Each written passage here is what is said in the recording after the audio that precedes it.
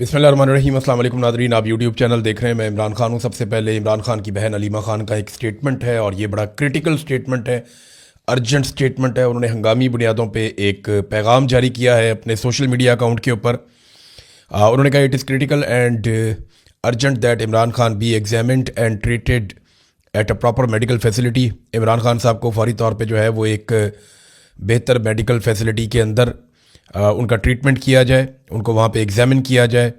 और हमने रिकमेंडेशन दी है चीफ़ जस्टिस ऑफ पाकिस्तान को कि उन्हें अलशिफा अस्पताल में जो है वो ले जाया जाए इस्लामाबाद में, और वहाँ जो स्पेशलिस्ट डॉक्टर हैं वो उनको चेक करें। ये एक्चुअली अंग्रेज़ी में मैं आपको ट्रांसलेट करके बता रहा हूँ। और साथ उन्होंने कहा कि वहाँ पे जो सुपरविज़न है वो होनी चाहिए, उनके अपने ज़ाती जो फिजिशंस हैं, और उस वक्त उनकी फैमिली की प्रेजेंस भी वहाँ पे होनी चाहिए। ये मुतालबा उन्होंने एक मरतबा फिर दोहराया। उन्होंने कहा ये लेकिन बड़ी बदकिस्मती है कि चीफ़ जस्टिस याह्या अफरीदी ने जो डॉक्टर्स ने वहाँ पे अडयाला में जाकर एक विज़िट किया उसके ऊपर उन्होंने इत्मीनान का इजहार कर दिया, और जबकि फैमिली और जो डॉक्टर्स हैं उनके अपने हमारी डिमांड्स के हवाले से कुछ नहीं किया गया। और ये क्या छुपा रहे हैं, ये सवाल भी उन्होंने उठाया। और ये बहुत एक्स्ट्रा ऑर्डनरी ये एफ़र्ट्स की जा रही हैं हुकूमत की जानिब से, एस्टेब्लिशमेंट की जानिब से, कि इमरान खान साहब को रोका जाए कि उनका प्रॉपर एग्जामिन हो और उनके टेस्ट हों और ये पता चले कि उनके साथ क्या हुआ है। और वो डॉक्टर्स जिन पे इमरान खान साहब का एतमाद है और जो उनके अपने फैमिली के डॉक्टर हैं और जो ख़ुद वो उनकी फैमिली है, उनकी मौजूदगी में सारा कुछ हो, लेकिन इसको रोका जा रहा है। इससे बहुत सारे सवालात जन्म ले रहे हैं।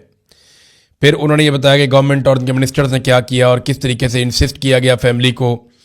लेकिन इमरान खान साहब के इलाज के हवाले से उन्होंने कहा जी कि कोई प्रॉपर केयर नहीं की जा रही, और इमरान खान साहब की सेफ्टी के हवाले से हमें कंसर्न्स हैं। और काफ़ी डिटेल के अंदर उन्होंने ये लिखा। फिर जो पिम्स के अंदर डॉक्टर्स गए, जो अलशिफा के डॉक्टर्स गए, उसके बारे में लिखा। फिर ये भी बताया कि वज़रा जो है वो गुमराह कन प्रोपेगेंडा कर रहे हैं कि फैमिली ने इमरान खान साहब के इलाज को रुकवाया या ताख़ीर की। ऐसा कुछ नहीं है, बल्कि हमारे साथ धोखा किया गया। और एक रिपोर्ट और जमा करवा दी गई। लेकिन मंगल वाले दिन 17 फरवरी को इमरान खान ने एक मैसेज दिया जिसमें बुशरा बीबी और उनकी जो बेटी है वो मिलकर बाहर आई और उन्होंने आकर बताया कि इमरान खान साहब मुतमईन नहीं है जो डॉक्टरों ने अस्पताल में विजिट किया उससे। और इमरान खान साहब ने फिर से डिमांड भी की है कि डॉक्टर आसिम और डॉक्टर फैसल को उनकी मौजूदगी में मेरा इलाज करवाया जाए, उनसे मेरा चेकअप करवाया जाए। उन्होंने कहा हम रिजेक्ट करते हैं any medical report drawn up as a result of examination conducted in the absence of Imran Khan personal physicians and family members. हम ऐसी हर मेडिकल रिपोर्ट को मुकम्मल तौर पे मुस्तरद करते हैं जो इमरान खान साहब की फैमिली और ज़ाती मुआलजीन की मौजूदगी के बगैर बनाई गई है। और साथ उन्होंने आखिर में एक मरतबा फिर कैपिटल वर्ड्स के अंदर लिखा, और urgency is of the utmost importance, कि ये बहुत ही अहम और इम्पॉर्टेंट मामला है और इसको फौरी तौर पर टैकल किया जाना चाहिए। अब ये उन्होंने किसको कहा? देखें, फील्ड मार्शल तो इनकी बात सुन नहीं रहे, ना कोई और दुनिया में इनकी बात सुन रहा है।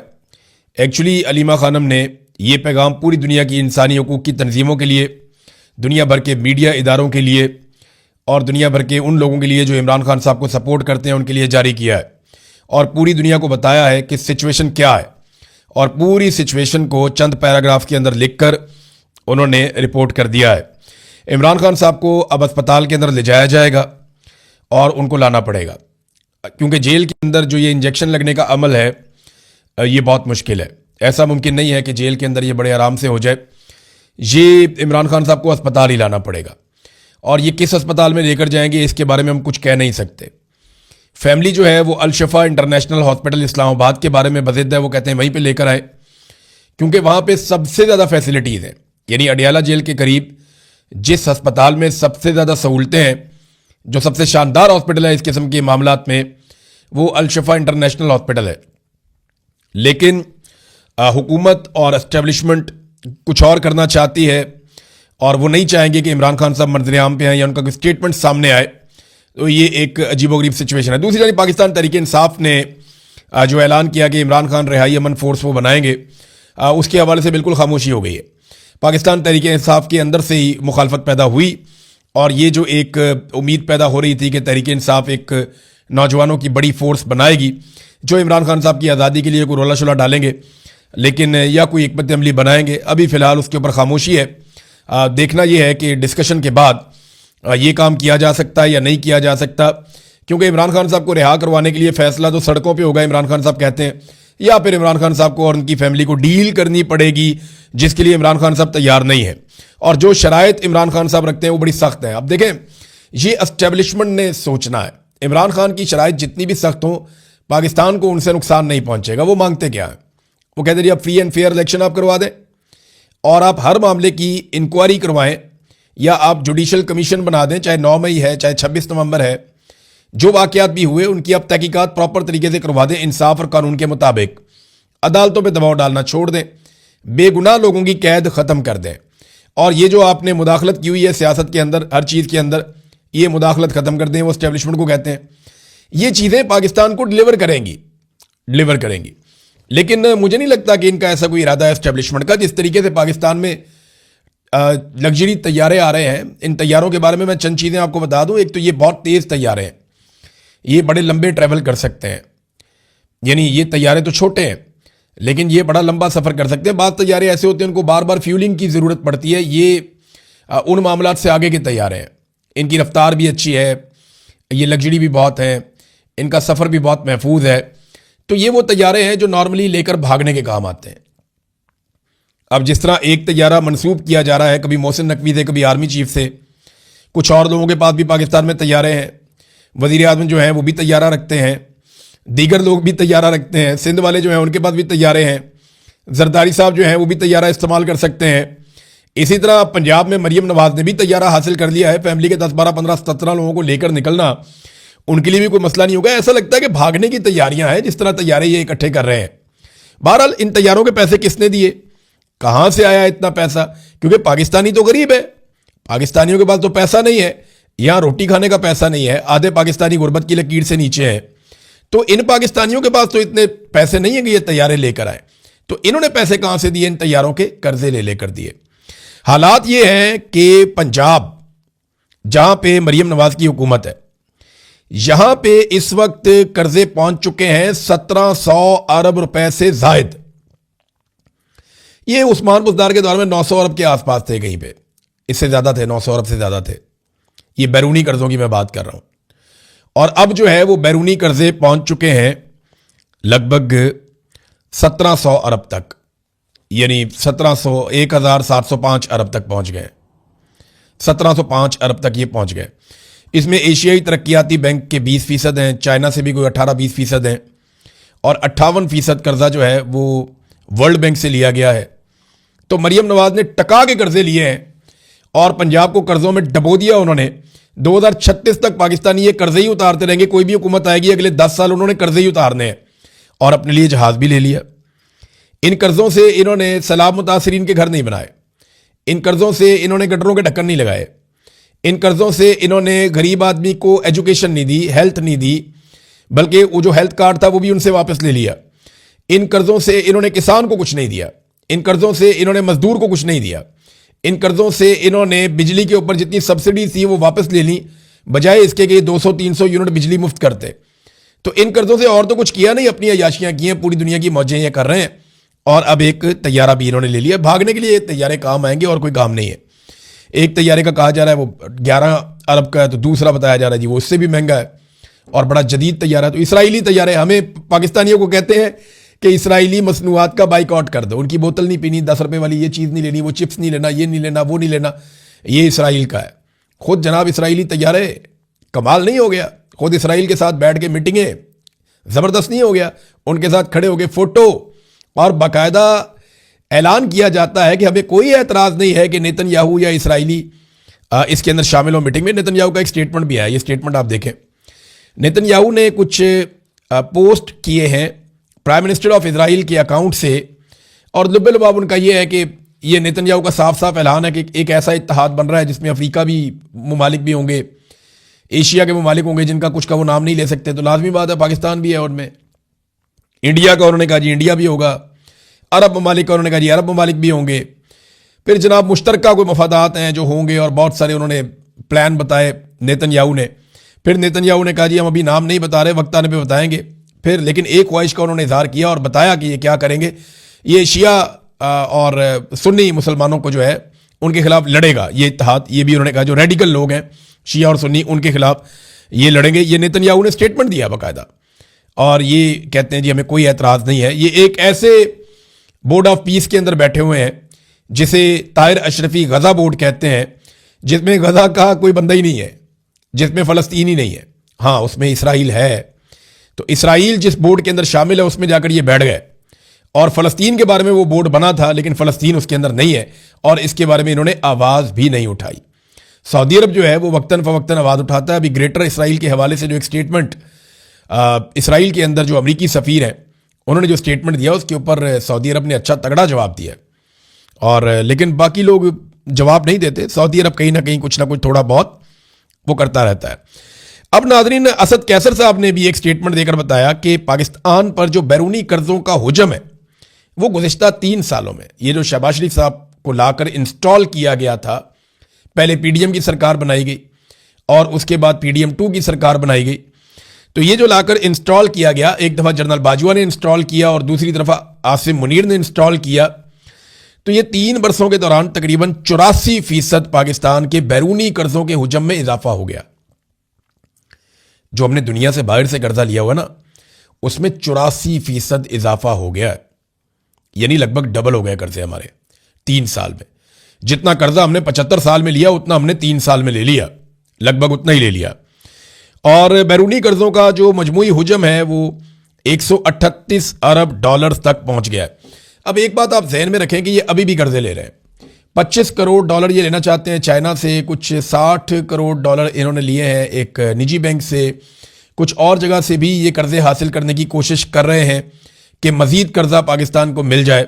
लेकिन पाकिस्तान की जो क्रेडिट रेटिंग है, जिसकी बुनियाद पे कर्जा मिलता है कि भाई ये पैसा वापस कर सकता है या नहीं कर सकता, क्रेडिट रेटिंग में सिंपल आपको मैं ये बता देता हूं कि इसकी अहलियत क्या है। आप जब किसी को कर्जा देते हैं तो आप ये सोच कर देते हैं कि इसकी काबिलियत है वापस करने की या नहीं, ये वो क्रेडिट रेटिंग है। तो पाकिस्तान की मनफी में है, बी नेगेटिव, तो हमें कौन कर्जा देगा? तो अब हम गारंटर ढूंढते हैं कि जनाब आप हमारी गारंटी, आप जाते हैं ना मोटरसाइकिल किस्तों पे लेने के लिए, बाद औकात लोग ये पाकिस्तान के अंदर मोटरसाइकिल या गाड़ी को किस्तों पे आपने ले ली, तो वो कहते हैं जी आपका गारंटर कौन है, तो वो कोई ना कोई गारंटर बीच में डालते हैं कि जनाब अगर आप नहीं दे पाएंगे तो फिर हम इनसे बात करेंगे, फिर ये आपसे निकलवा कर देंगे। तो अब पाकिस्तान जो है वो गारंटर ढूंढता है, कभी एशियन डेवलपमेंट बैंक को, कभी एक और बैंक है एशियन इंफ्रास्ट्रक्चर डेवलपमेंट बैंक कोई और है, वो उसको साथ इन्होंने मिलाया। तो कोशिश इनकी ये है कि इनको कर्जे मजीद मिल जाए। अब अगर ये मजीद कर्जे लेंगे तो ये सारे रिकॉर्ड तोड़ देंगे, बार बार IMF के पास जाते हैं, इससे पाकिस्तान का भला नहीं होता। और पाकिस्तान पे कर्जे चढ़ा चढ़ा के इन्होंने पाकिस्तान का ये हाल कर दिया। नाज़रीन, एक खबर मैं आपको और देता हूं, ये एक बयान हल्फी है, ये जरा आप देखिए, ये मैंने यहां पे रखा हुआ है। ये मुझे बयान हल्फी एक मेरे हाथ आया। अली अमीन गंडापुर को आपको याद होगा गिरफ्तार किया गया था 9 मई से पहले, जब अली अमीन गंडापुर के बाल काट दिए गए थे। उस वक्त हमने बड़ी आवाज उठाई थी अली अमीन गंडापुर के लिए। उससे कुछ अरसा पहले एक एक्टिविटी हुई थी जो पाकिस्तान की इंटेलिजेंस एजेंसीज ने की थी।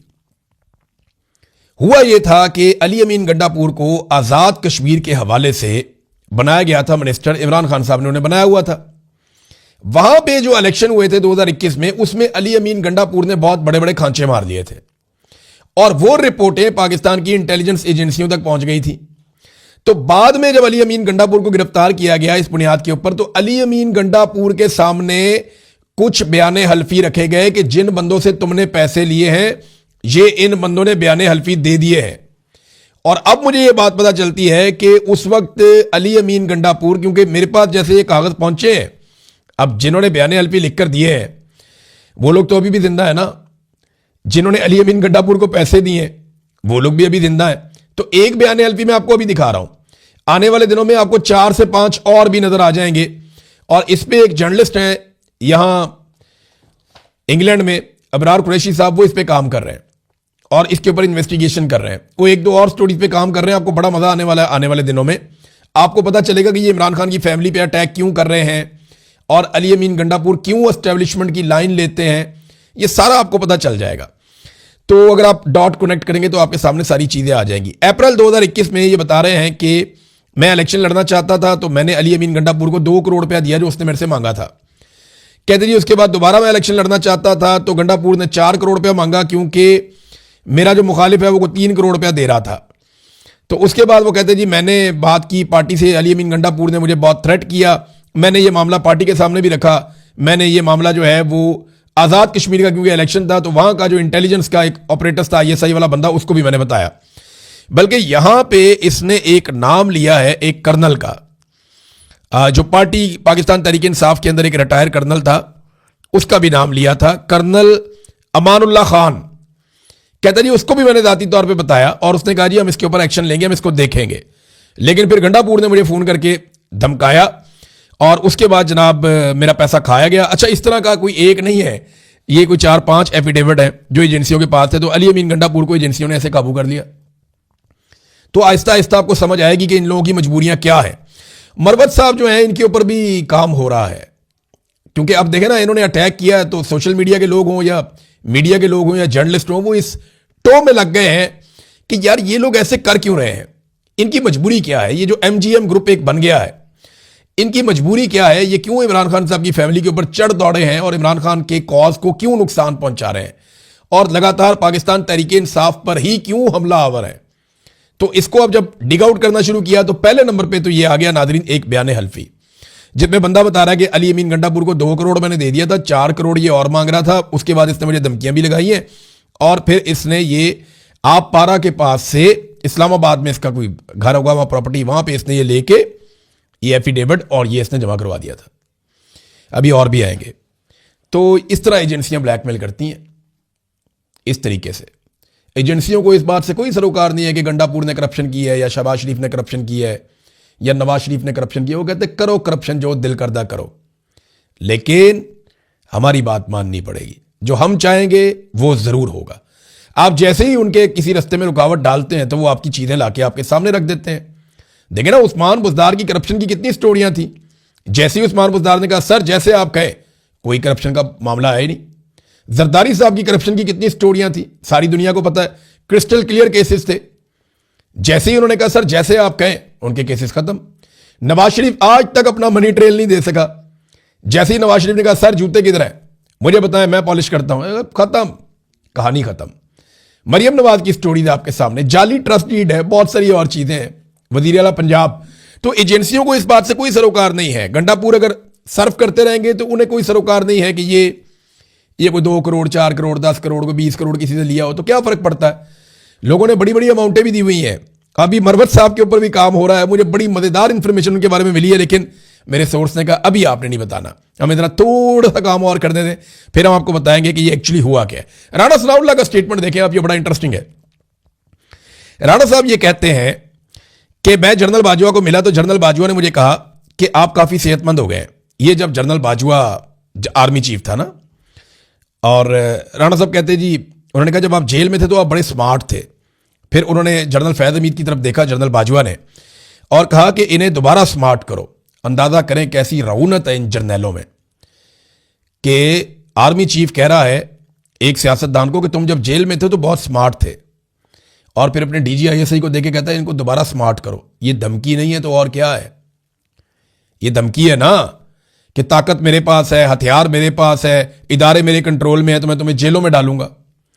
फिर जनरल बाजवा को राणा सनाउल्लाह के बकौल उन्होंने कहा कि हमारे दरमियान अल्लाह ताला इस दुनिया में फैसला करे, जिस पे बाजवा जो है वो थोड़ा सा पीछे हट गया। उसने कहा जी मैंने आपके खिलाफ केस नहीं बनाया। और जिसने वैसे केस बनाया था राणा सनाउल्लाह के खिलाफ, उसको तो खुद मियाँ नवाज शरीफ साहब ने बड़ा नवाजा बाद में, शहबाज शरीफ साहब ने बड़ा नवाजा बाद में।